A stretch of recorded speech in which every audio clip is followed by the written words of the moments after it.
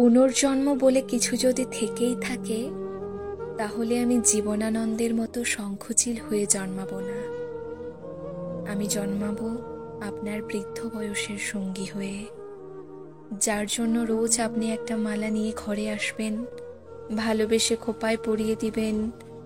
আমি না হয় লজ্জাবতী মুখ নিয়ে আর চোখে তাকাবো আপনার দিকে।